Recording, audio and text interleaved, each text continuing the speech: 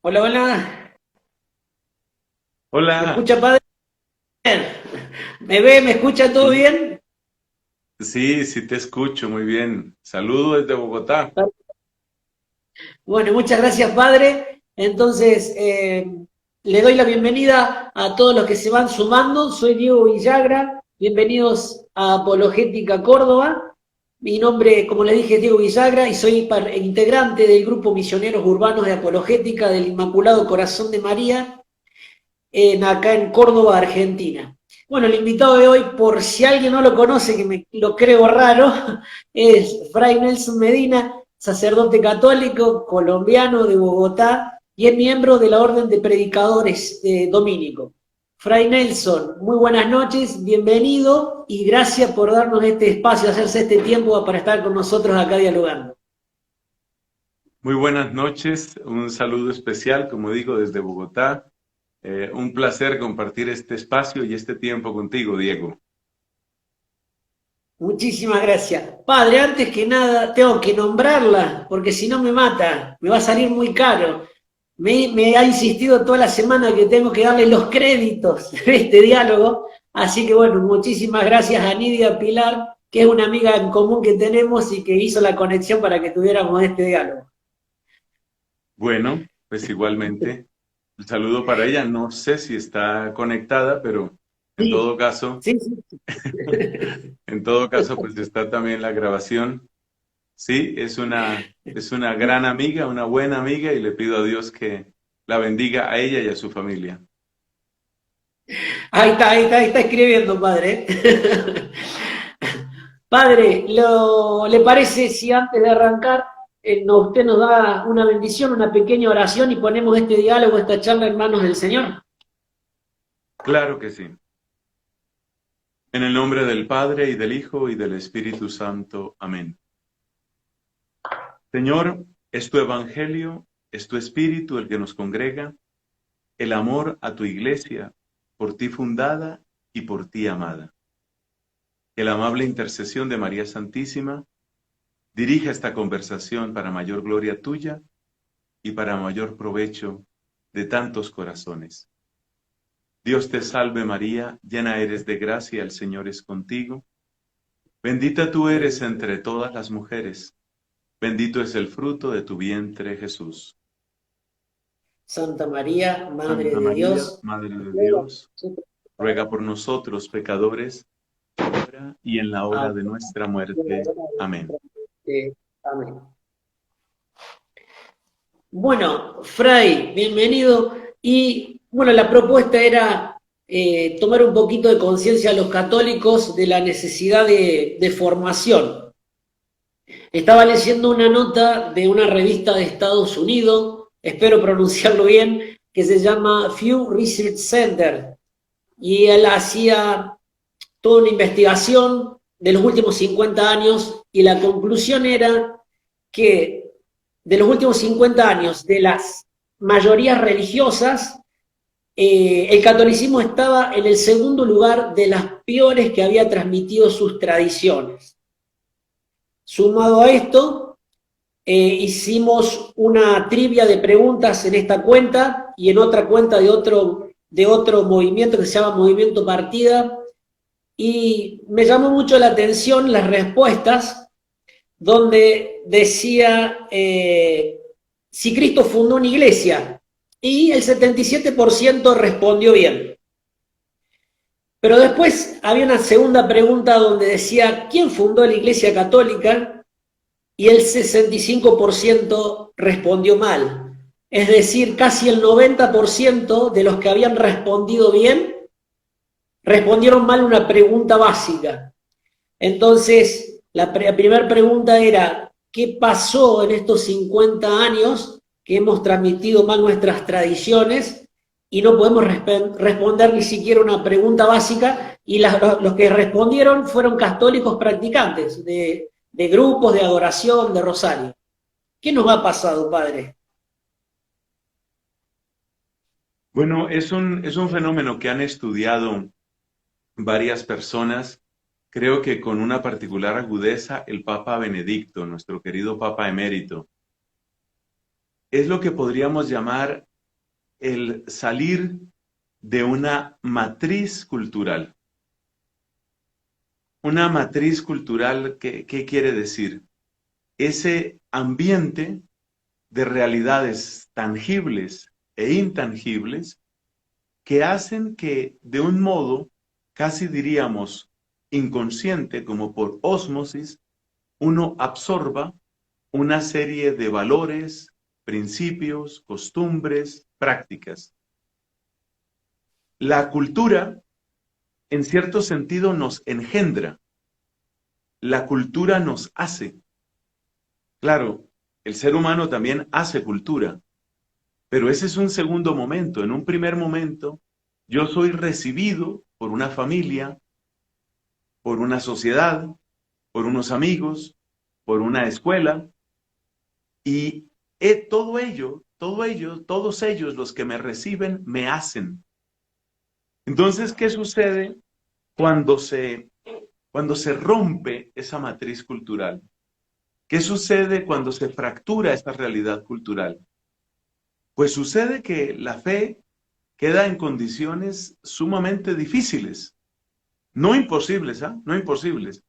Y tenemos que decir algo clave, estimado Diego, y es que la primera predicación del Evangelio no sucedió ayudada por ninguna matriz cultural, porque el gran difusor del Evangelio y de la vida cristiana indudablemente fue San Pablo, y San Pablo no tenía como ayuda ni la matriz cultural judía que lo excomulgó, lo expulsó, lo rechazó, ni la matriz cultural pagana que lo veía como predicador de unas realidades imposibles.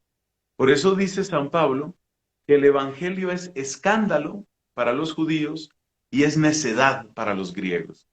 O sea que Pablo predicó sin matriz cultural. Pero nosotros, hasta hace unas décadas, eso cambia un poco de país a país, estábamos acostumbrados a la protección que da una matriz cultural. ¿Eso qué quiere decir? Por ejemplo, hasta 1991, la constitución política aquí en Colombia empezaba con estas palabras: en nombre de Dios, fuente suprema de toda autoridad. Eso es matriz cultural. En los colegios públicos se enseñaba religión, mejor en unas partes, peor en otras, pero se enseñaba. Eso es matriz cultural. Y así podríamos multiplicar los ejemplos. A medida que esos diques se van fracturando y a medida que esos elementos culturales van desapareciendo, la fe no queda imposibilitada, pero queda con un nivel de exigencia mucho mayor. Y la respuesta, quizás me estoy adelantando a otras preguntas que quizás te gustaría hacer, la respuesta es: necesitamos recrear las matrices culturales. Y esa recreación, ese volver a crear, implica, en primer lugar, hacer comunidad. Es decir, nuestras comunidades de fe, llámense grupos estables de oración, movimientos eclesiales, en fin, tienen distintas formas. Nuestras comunidades vienen a ser como el papel de entornos de sobrevivencia, de supervivencia. Por eso ese pasaje tan conocido del Papa Benedicto, donde él dice: el catolicismo del futuro será de minorías, tendrán que ser personas muy convencidas. Es eso.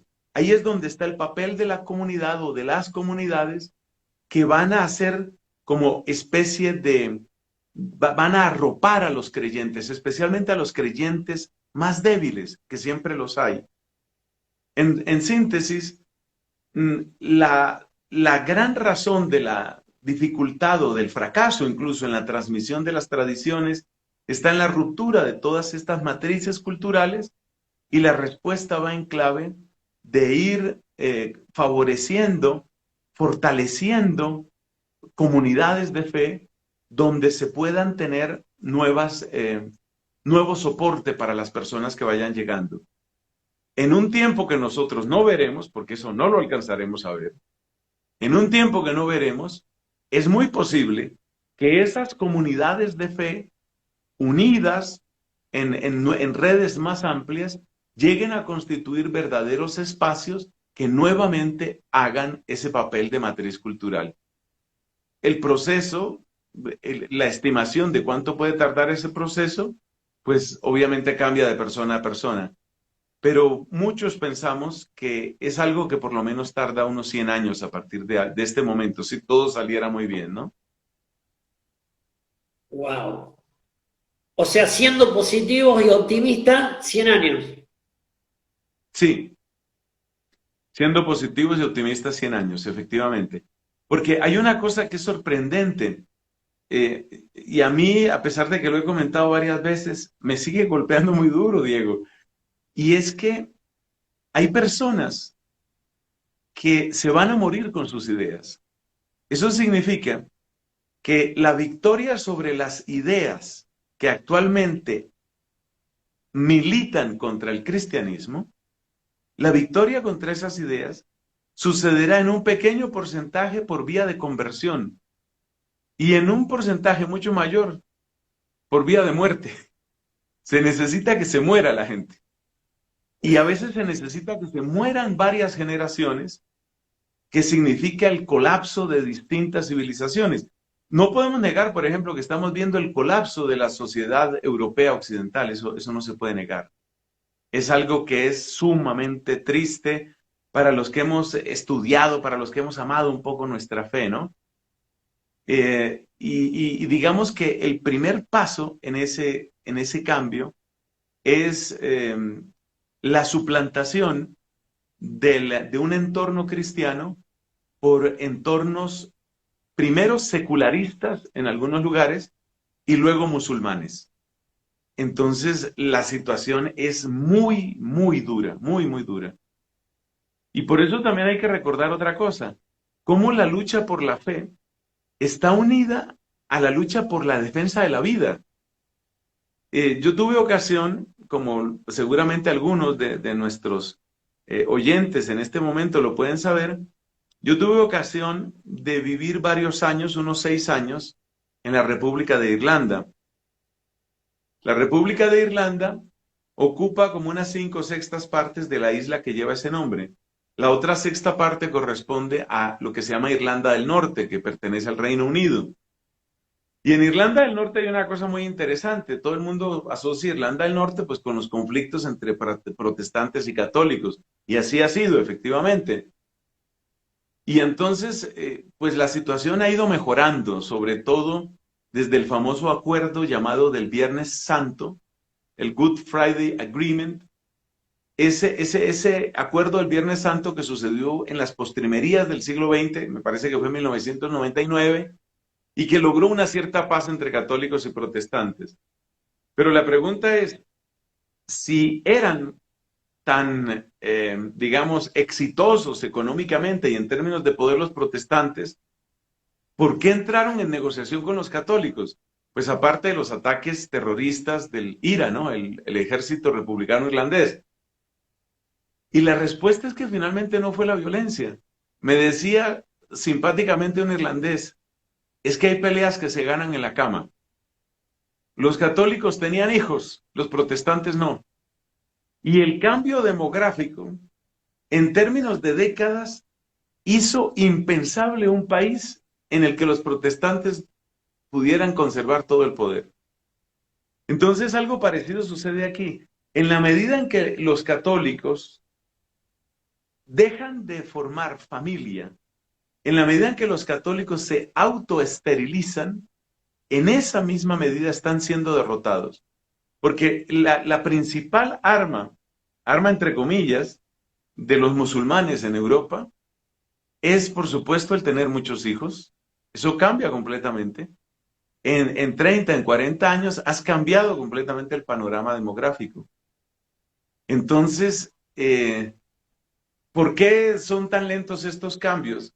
porque la mayor parte de los seres humanos somos muy obstinados, y si somos muy obstinados, es más fácil sacar a una persona de la vida que sacarle una idea de la cabeza a una persona. Entonces, hay que esperar a que se muera mucha gente y hay que esperar a que vengan nuevas generaciones que estén formadas en una fe viva para que se puedan tener verdaderas matrices culturales que hagan, que den un índice de crecimiento realmente de acuerdo con nuestra fe. Son problemas absolutamente fascinantes y las respuestas también son muy duras, como te das cuenta. Bien, un segundito que voy a pedir un reloj porque me entusiasmo con las charlas y siempre a la hora me corta Instagram. Así pasa, claro que sí. Ahí está. Fray, bueno, excelente la explicación. Me surge una pregunta. ¿Qué hacemos los católicos? ¿Nos quedamos de brazos cruzados esperando ese cambio demográfico? ¿Qué hacemos mientras tanto? Porque bien sabido es que los católicos no tenemos mucho amor por la formación y aparece Fray Nelson, entre otras cosas, con su programa de camino, con sus bocados de conocimiento y donde nos sugiere no solamente Biblia, catecismo, historia de la Iglesia, que tendríamos que saber todos los católicos, sino que además usted nos sugiere, nos invita, nos propone filosofía y lógica. ¿Por qué los católicos deberíamos tener, aparte de los conocimientos que deberíamos tener conocimientos sobre lógica y filosofía, uniéndolo también un poco con esto de qué hacemos durante se dé este cambio generacional? Bueno, Diego, qué preguntas tan buenas, ¿sabes? Qué bien esto. Mira, pasa una cosa. Sobre la filosofía y la lógica quiero decir dos detalles. Primero, filosofía todos tenemos. Todos tenemos alguna forma de filosofía. Lo que sucede es que uno puede tener una filosofía consciente o una filosofía inconsciente. Perdón, y uno puede tener una filosofía buena o una filosofía perversa. No voy a decir mala, voy a decir perversa.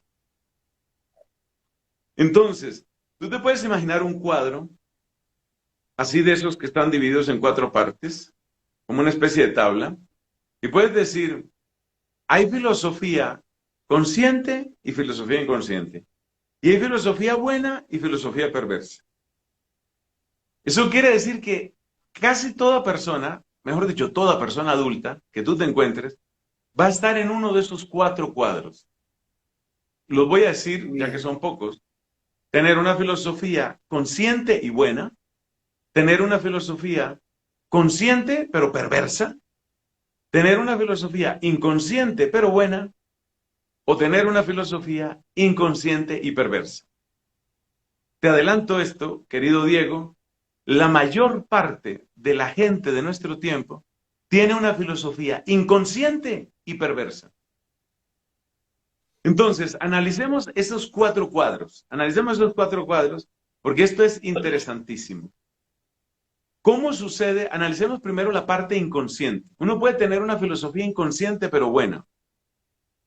Pensemos, por ejemplo, en una persona que ha crecido en un entorno católico, sano, quizás del campo, con sus peregrinaciones, su visita al santuario, sus primeros viernes, sus valores familiares. No es una persona que tenga mucha escolaridad, no es una persona que haya entrado en muchas discusiones profundas, tal vez, pero es una persona que tiene una filosofía sana de la vida. Es una persona que ha llegado a un cierto punto de refinamiento, de refinación del sentido común, y su filosofía es inconsciente en el sentido de que no la ha explicitado, pero es una filosofía buena. Tiene buenos valores. Eso es lo típico de la matriz cultural sana de la que hablábamos antes. Ese es el caso de filosofía inconsciente, pero buena. ¿Qué sucede, sin embargo, cuando la gente no estudia filosofía y queda en manos del marketing, la publicidad, los intereses capitalistas, la propaganda, y por consiguiente, el hedonismo, la sensualidad, etc. ¿Qué sucede con esa persona? Que esa persona, al igual que el ejemplo anterior, tiene una filosofía inconsciente. ¿Por qué decimos que tiene una filosofía? Porque toda persona tiene alguna respuesta a las preguntas que llamamos filosóficas. Por ejemplo, una persona que se dedica, qué sé yo, a enamorar cuanta mujer le aparece por delante y le gusta. Esa persona tiene una filosofía de la vida. Esa persona está diciendo que la vida es para gozarla. Tiene una respuesta a la pregunta filosófica, ¿cuál es el sentido de la vida? El sentido de la vida es gozarla, y en mi caso, gozarla significa cuanta mujer se me aparezca, la voy a disfrutar. O sea, tiene su filosofía, pero no la explicita. Y como no la explicita, como no la vuelve, llamémoslo así, clara ante sus propios ojos, su filosofía es perversa. Es lo que está pasando en mucha gente. La gente tiene una filosofía perversa que es de egoísmo, que es de hedonismo, que es de relativismo, que es de superficialidad, que es de voy a gozarlo y punto. El carpe diem, atrapo el día, vivo el momento y punto.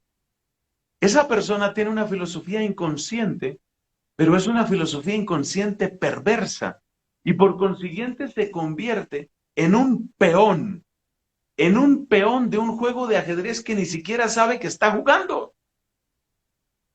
Un país que quiero mucho, que es tu país, Diego, donde he estado varias veces, la querida Argentina, es, perdóname que lo ponga exactamente de ejemplo para una cosa tan fea, pero es eso. Cuando tú ves las hordas de gente con su pañuelo verde y gritando el aborto, pero absolutamente incapaces de presentar un argumento, absolutamente incapaces. Es que tú y yo hemos visto esas entrevistas. Toman a una de estas jovencitas que no ha hecho nada en su colegio, ni en su secundaria, ni sabe argumentar, pero tiene absolutamente claro que la mujer debe abortar. Es un peón, en ese caso una peona, que sirve de idiota útil para ese tipo de ideología. Entonces, esa muchacha, la mayoría mujeres en ese caso concreto, esa muchacha no tiene una filosofía consciente, simplemente se está dejando llevar por la corriente, pero su filosofía inconsciente es perversa, filosofía inconsciente perversa. Entonces pasémonos, ya que hemos examinado filosofía inconsciente buena, que era la típica del campesino, el trabajador de hace 60, 80 años, que era un hombre piadoso, que cuidaba a su familia, que era fiel a su esposa, que quería tener hijos. Ese no tenía filosofía, o mejor dicho, tenía una filosofía inconsciente, pero buena. Ahora nos encontramos con una cantidad de gente que tiene una filosofía inconsciente, pero perversa. Pasemos a lo que es la filosofía consciente. Filosofía consciente, ¿por qué es necesaria? Porque cuando tú empiezas a ayudar a la gente a que despierte su inteligencia, pues tienes que ponerlos a que hagan filosofía. ¿Y hacer filosofía qué significa en este caso? Por ejemplo, a que te des cuenta, por seguir con el caso del aborto, a que te des cuenta que de 18 abortistas sacas 20 posturas distintas de cuándo empieza la vida humana. Hombre, eso vale la pena que lo analices. Eso vale la pena que lo pienses. Entonces, ¿qué es lo que queremos con esas clasecitas de filosofía, esos clips de filosofía, contando historias de los presocráticos? Ahorita mismo estamos entrando en la vida de Sócrates. ¿Sócrates qué era, entre otras cosas?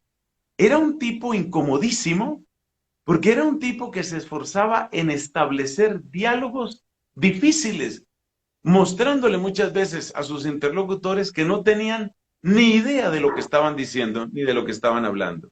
Era un despertador, una especie de conciencia para el pueblo de Atenas del siglo V antes de Cristo. Entonces, ¿por qué hay que estudiar filosofía? Porque a medida que las personas van abriendo su conciencia a estas cuestiones y se las van planteando, pues también sale a luz si su filosofía es buena o es perversa. Y ya eso es liberador. Claro, el deseo que uno tiene es que la gente llegue a una filosofía que sea consciente y que sea buena. ¿Por qué? Porque también se da el caso eso existe en Colombia y sé que existe en muchas otras partes, de una cantidad de profesores que tienen una gran formación intelectual, pero que desde su formación intelectual realmente lo que hacen es corromper la cabeza de mucha gente. Esos tienen filosofía consciente, pero perversa, que es el otro caso. Entonces, por poner, a mí me gustan mucho los números y las estadísticas, mi estimado amigo, por poner unas cifras, yo creo que no menos del 90% de la gente que uno trata, llamémoslo así, en circunstancias normales, la gente que te encuentras, qué sé yo, en la calle, en el supermercado, ese tipo de personas, yo creo que un 90% actualmente están en la situación de una filosofía inconsciente y perversa. Es decir, lo que Catalina de Siena llamaba se los está llevando el río del mundo. Calculo yo, estas son cifras mías que no tienen ningún valor científico, calculo yo que puede haber un 6% más o menos de personas que tienen una filosofía inconsciente pero buena. Es decir, aquellas personas que de alguna manera han podido preservar valores preciosos. Yo no hablo aquí de gente que simplemente es buena persona, porque buenas personas son hasta muchos de los criminales. Yo he tenido ocasión de prestar servicio de confesión y algo de asesoría pastoral en unos 3 o 4 centros de detención. Incluso una vez en Estados Unidos presté un servicio de esos. Y a mí me sorprende cuando tú hablas con una persona y te parece increíble que el ser humano que tienes ahí haya sido capaz de matar a otro o de violar. Te parece increíble. O sea, que la gente sea buena gente, eso no, para mí no significa mayor cosa. Porque yo he hablado con violadores, he hablado con personas que han matado a la esposa, por ejemplo, y tú hablas con ellos y si no te cuentan eso no te lo creerías. Entonces, para mí que la gente sea buena gente no significa nada. Pero que tengan verdaderos valores, yo diría que por ahí un 6%. Entonces, un 90% está bastante llevado por el río del que habló Catalina de Siena. Filosofía inconsciente, pero perversa. Y luego tienes por ahí como un 6% que tienen una filosofía inconsciente, pero buena. El otro 4% que queda, yo lo divido, ya verás si dejamos 2 y 2 o 3 y 1% de gente que tiene una filosofía consciente y unos perversa y otros buena. Como no soy tan optimista, yo creo que no pasa de un 1% la gente que tiene una filosofía consciente y buena. En síntesis, mis cifras son totalmente discutibles. Esto no es ciencia, es totalmente discutible. Un 1% tiene filosofía consciente y buena. Un 3% tiene filosofía consciente pero perversa, que es más o menos la gente que está en el poder en la educación, en Argentina, en Brasil, en Perú. Impresionante, el fenómeno de Perú es impresionante para mí, porque Perú es tierra de santos. En Panamá, entonces, 1% tiene filosofía consciente y buena, 3% tiene filosofía consciente pero perversa, 6% tiene filosofía inconsciente pero buena, y un terrible 90%, tiene una filosofía inconsciente y perversa, no porque sean terribles criminales, sino porque ni se plantean las cosas, sino van, dice la Escritura, son un rebaño para el abismo, la muerte es su pastor y bajan derechos a la tumba. Ese es un texto de un salmo. Y así van, completamente inconscientes. Esa es la razón por la que es importante estudiar filosofía. Y tengo, bueno, no tengo muchas historias que contar, pero tengo algunas historias que me parece que me alientan en ese sentido. Creo que se le hace un bien al católico cuando se le ayuda a mejorar en su formación. Genial, padre. Bueno, muy gráfica la explicación y agregar nada más dos cositas cuando daba el ejemplo de la variedad de respuestas que uno se encuentra cuando le pregunta a estas chicas de pañuelo verde cuándo inicia la vida.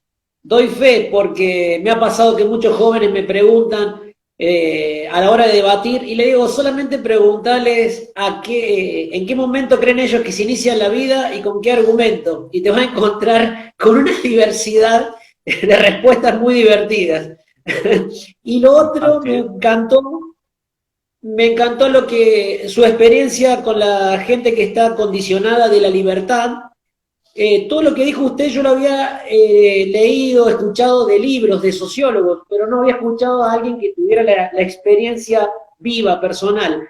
Y me parece genial que lo traiga a colación para que los católicos pongamos en práctica los textos bíblicos de no juzgar y de con la vara que vamos a medir, vamos a ser medidos. Sí, es cierto. Yo creo que de todas las experiencias, la que más me impactó fue la de un hombre que yo creo que era tan buena persona como tú, o quizás un poquito más. Y este hombre, que es el que yo digo, es el que yo digo que lamentablemente, lamentablemente, ese hombre, por supuesto no hay que dar ningún detalle, pero él asesinó. Y es absolutamente increíble hablar con una persona y darse cuenta que el criminal está hecho del mismo barro que yo. Por algo hay esa frase de San Felipe Neri que a mí me llega a lo profundo del alma, la frase, custódiame, Señor, porque si no te traiciono peor que Judas. Estamos hechos todos del mismo barro. Pero también hay otra frase famosa de San Agustín que yo creo que viene bien en este momento. Dice San Agustín, dice hermosamente San Agustín, que todo santo tiene su pasado y eso significa que todo pecador tiene su futuro. Yo creo que es algo que nos da mucha esperanza y algo que tiene que lanzarnos a no desanimarnos. Pero sí quiero hacer una advertencia.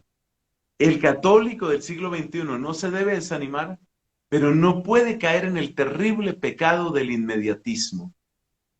Si la conversión de Agustín tomó 30 años de lágrimas de una mamá, nosotros que queremos, que aspiramos a la conversión de toda una cultura y de toda una sociedad, no podemos esperar que las cosas sucedan de una manera tan inmediata. Hay que saber sembrar para que otros cosechen. Así como nosotros nos beneficiamos de cosas que no hemos trabajado. Es lo que les dijo Jesús a los apóstoles en el capítulo 4 de San Juan. Ustedes van a cosechar lo que ustedes no han sembrado. Entonces, nosotros nos beneficiamos de una cantidad de cosas que no hemos trabajado y debemos trabajar por una cantidad de cosas que no nos van a beneficiar directamente. Así funciona. Genial. Fray, hace más o menos unos 2000 años le hicieron una pregunta a Jesús y él no la contestó. ¿Se animaría usted a contestarla?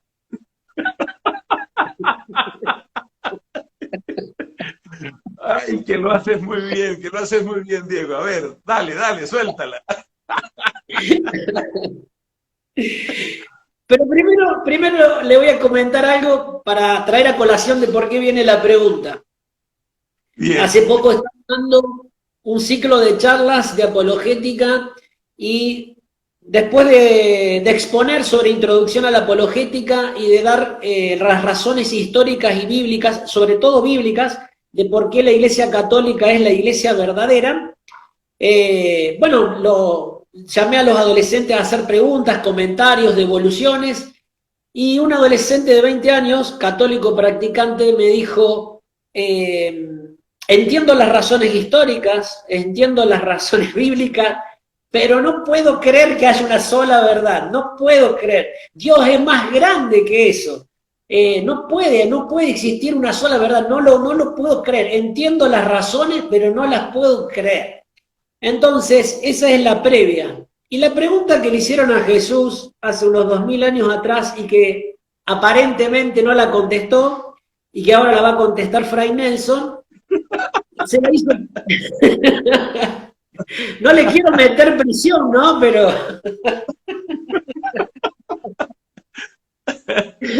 A ver. Poncio Pilatos le preguntaba a Jesús, ¿qué es la verdad? Fray, ¿qué es la verdad y por qué existe y debe existir una sola verdad? Bueno, imagínate que se da una coincidencia y la coincidencia es que cuando yo estaba haciendo mi noviciado, eso fue el siglo pasado, noviciado con los dominicos, En el año 1985, hace 35 años hice mi noviciado. No me lo vas a creer, porque esto no lo hemos planeado, Diego. Pero exactamente esa pregunta, nos la explicó en una meditación el que entonces era mi maestro de novicios. Exactamente esa pregunta. Es increíble. O sea que yo no voy a dar la respuesta mía. No me toca ese honor, sino voy a comentar la respuesta que me dio un sabio sacerdote, que fue mi maestro de novicios, de nombre Pastor Prada. Nos decía el padre Pastor que Cristo sí respondió. Cristo sí respondió. Porque resulta que si la pregunta es ¿qué es la verdad? La respuesta es Él mismo. Es todo Él. No solo sus palabras, no solo sus argumentos o sus enseñanzas. Es todo Él el que es la verdad. Claro, eso suena un poco extraño. Hay un pasaje en San Juan que es absolutamente extraño. Ese sí que es extraño. Y entonces, en el que Cristo dice, le preguntan, dinos quién eres. Y la construcción griega es tan enrevesada, eso tiene varias traducciones, pero una de las traducciones, que es perfectamente fiel al texto griego, termina siendo esta: yo soy lo que yo estoy diciendo. Es decir, que en Cristo, su palabra y Él son lo mismo. De donde se puede entender en qué sentido Él es la verdad. Ahora bien, como me has dado un contexto con el diálogo que tuviste con este joven, vámonos por ese lado, por el lado de lo que significa una verdad, que haya una verdad. Y si eso elimina, condena o descarta a tanta gente como se piensa, ¿qué podemos decir al respecto? En primer lugar, que la verdad siempre supone una forma de acuerdo. Si yo digo una cosa y lo que yo digo no es, entonces tú me vas a decir, o te equivocaste o me estás engañando. Pero en ningún caso esa es la verdad. Por ejemplo, si yo dijera en este momento que ni en Argentina ni en Colombia estamos de noche, si yo te dijera estamos de día, en este momento estamos de día, pues tú tendrías que decir, eso o es un error, o es un chiste, o es una mentira. Pero eso no es la verdad. Entonces hay que caer en la cuenta de que la verdad siempre supone un acuerdo. Un acuerdo entre un enunciado, así sea un enunciado mental, algo que está en mi cabeza, y una realidad. Santo Tomás, que estoy seguro que es de tus predilectos autores, Santo Tomás de Aquino lo dice de manera paladina. Dice Santo Tomás, la verdad supone la adecuación del pensamiento y de la realidad. ¿Y eso qué significa? Eso significa que la verdad por su propia naturaleza es una. Porque si otro que está sentado al lado mío aquí dice, es de noche, y yo digo, es de día, y todos entendemos que no se puede al mismo tiempo ser propiamente de día, estar propiamente de día y estar propiamente de noche, pues todos entendemos que no podemos estar diciendo los dos la verdad. Así de sencillo. Entonces la verdad por su propia naturaleza es una. Hay una frase que tiene este filósofo antiguo llamado el Oscuro, el filósofo Heráclito de Éfeso, tiene una frase fantástica. Él dice, cuando duermen, los que duermen, cuando duermen cada uno se va a su mundo, pero cuando despiertan, tienen un solo mundo. Cuando despiertan, tienen un solo mundo. Y es muy interesante porque algunas veces se toma a Heráclito de Éfeso como una especie de patrono del relativismo. Y no, claro que no. Claro que no. Entonces, esa frase de Heráclito es muy sabia. Los que despiertan comparten un mismo mundo. ¿Por qué? Pues porque está finalmente la realidad. Y es muy gracioso. Si tú vuelves a hablar con ese joven que me dijiste, te aseguro que ese joven toma en serio los datos de la ciencia. Y la ciencia se basa exactamente en que la realidad es una.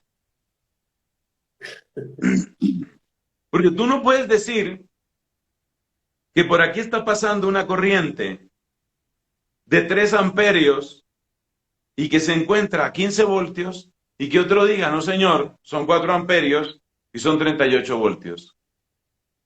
La ciencia se basa en que la realidad es una. Si no hubiera una realidad, si cada uno estuviera en el mundo de sus sueños, según la terminología de Heráclito, pues entonces no se podría hacer ciencia. Porque cada vez que tú me dijeras, es de día, yo te diría, a mí me parece que es de noche. Y cada vez que tú me dijeras, por ejemplo, que esta agua hierve a 100 grados, yo te diría, no, hierve a 120. Dime qué ciencia se puede hacer ahí. Entonces, la gran contradicción, lo que tiene roto el corazón de nuestros jóvenes, es que son dogmáticos en la ciencia y relativistas en la ética. Wow, Eso es lo que los muy rompe. bueno. Eso es lo que los rompe, que quieren que todo sea relativo en la ética. Entonces, si está bien casarse con hombre, mujer, animal o cosa, cada uno que lo decida. Pero el agua hierve a 100 grados. Eso sí debe estar claro. Y lo que dice, y lo que diga el Massachusetts Institute of Technology, el MIT, eso vale por encima de todos. O lo que diga Caltech, o lo que diga el Politécnico de Monterrey, o lo que diga la Universidad de los Andes, o lo que diga las distintas instituciones académicas. Entonces la gente es dogmática en ciencia y relativista en ética. Pero si uno toma en serio la definición de verdad, uno se da cuenta que la verdad solo puede ser una. Pero quiero hacer aquí una pequeña anotación. Aunque la verdad sea una, el desconocimiento de la verdad, el ocultamiento de la verdad, eso sí tiene todos los matices y circunstancias propios del acto moral.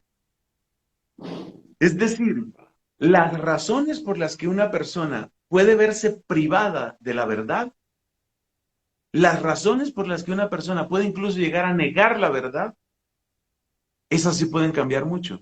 Y por eso, la responsabilidad que tenga esa persona ante su conciencia, y digámoslo abiertamente, ante Dios, por lo que niega o por lo que afirma, eso es algo que solo puede sopesar el mismo Dios. No hace mucho, una amiga me comentaba, ahora que estamos en el tiempo de la globalización, pues llegan todo tipo de series de televisión a todas partes.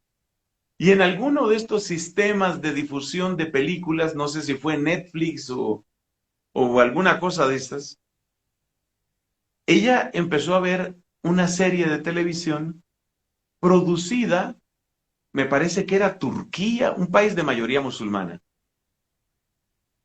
En esa película, todos los valores familiares, bellos, todo lo que significa amistad, lo que significa lealtad, lo que significa inteligencia, lo que significa pureza, todo está asociado con el Islam. Cada vez que aparece un cristiano, es un cristiano de doble vida, es un drogadicto, es un adúltero, es un tramposo. Yo hago esta pregunta.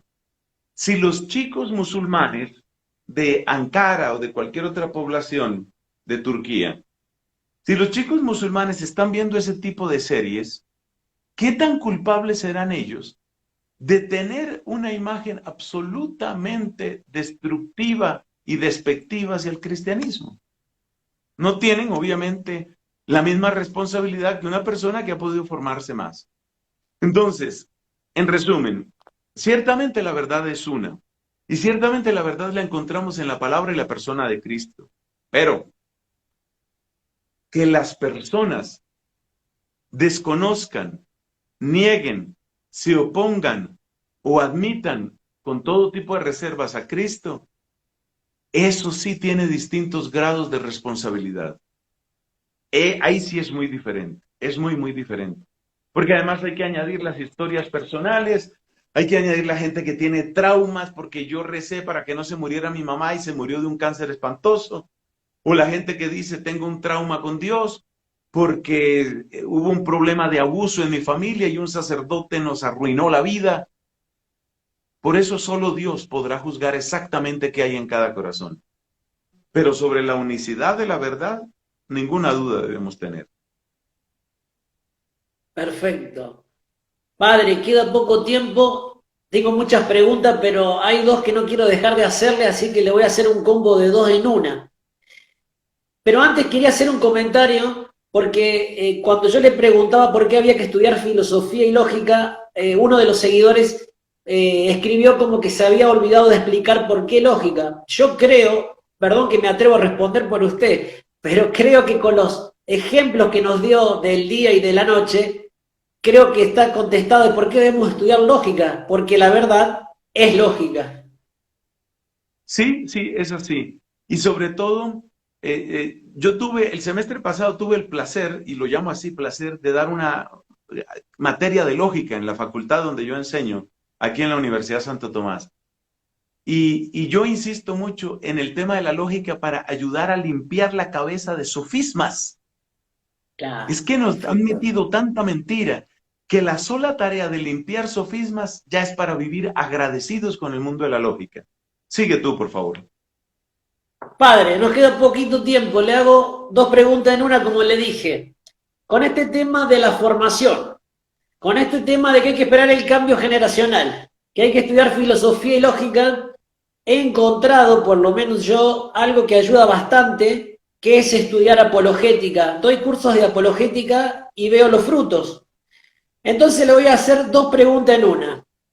¿Por qué goza de tan poca propaganda la apologética, casi nadie sabe qué es lo apologética, y a su vez los que conocen algo gozan de muy mala propaganda la apologética, porque vos nombrás apologética y no, eso es para pelear, no hay que pelear? Y la segunda que viene entrelazada es, ¿por qué goza de tanta buena propaganda y de mucha cantidad el falso ecumenismo? Donde veo que cuando yo quiero hablar de apologética o defender la fe, una frase que se usa mucho es, no se trata de defender la fe. Hay que juntarse con los hermanos de otra religión y buscar los puntos en comunes.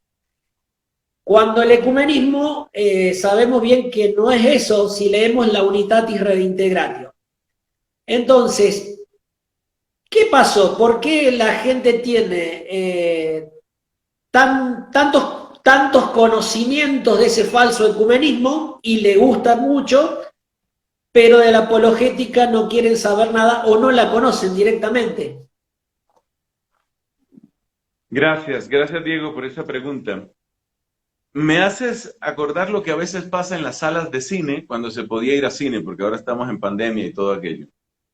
Pero cuando se podía ir a cine, imagínate una persona que entra a la película que empezó a las 9:30, pero la persona se confundió y entra a las 10:30, cuando la película ya ha pasado mucho más de la mitad.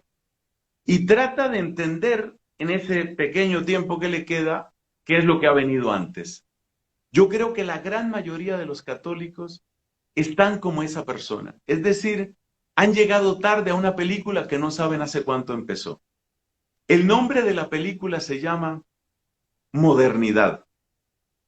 Los antecedentes de la modernidad están filosóficamente en el nominalismo, por orden cronológico, nominalismo, renacimiento, comienzo de la ciencia moderna, ilustración, positivismo. Todas estas son escenas que la mayor parte de los católicos desconocen.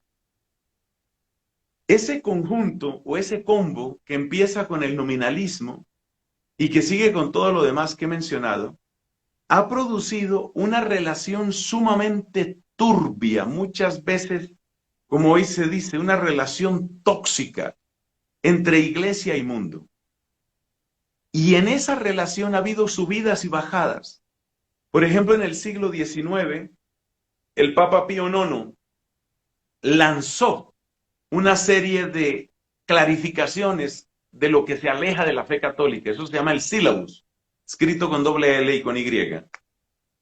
Ese fue un estilo agresivo, una iglesia que se presenta con agresividad a defender su fe.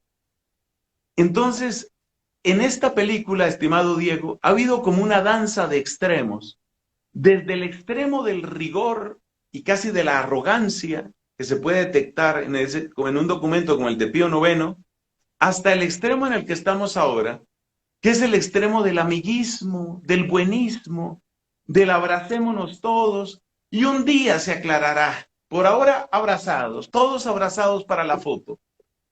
Y resulta que la foto es lo más mentiroso que hay, porque tú ves abrazados a todos con todos y luego resulta que nadie cree en nadie, ni cree lo que el otro cree.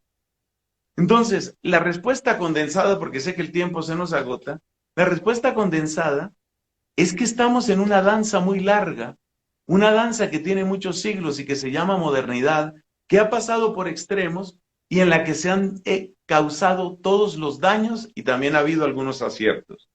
La época en la que vivimos es una época mala, o sea, lamento, creo que nacimos en la época que no nos tocaba.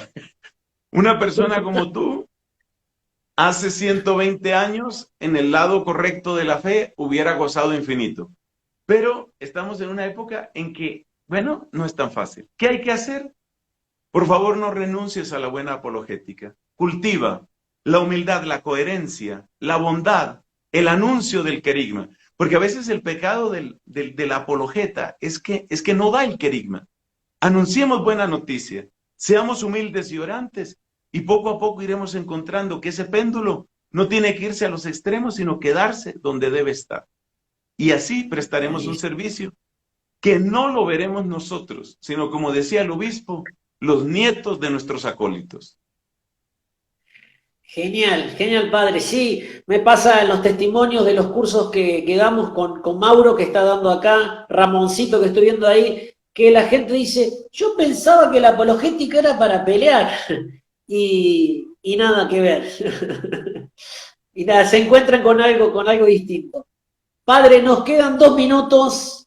Le voy a hacer la última pregunta, porque nos queda poquito.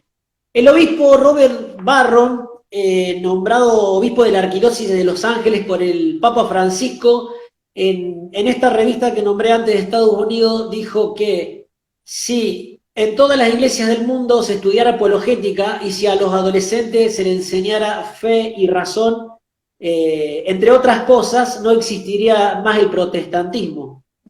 ¿Concuerda con esta afirmación? Totalmente. El enemigo del protestantismo es, número 1, la argumentación, y número 2, la historia. Porque la historia no les da la razón a ellos. Pero, por supuesto, hay que soportar eso con una vida de oración y con la alegría del Evangelio. Eso es muy importante. Pero sí, concuerdo perfectamente. Claro que sí. Perfecto. Padre, nos queda 1 minuto y me gustaría que nos dé una bendición y una pequeña oración antes de que se corte el vivo. Gracias.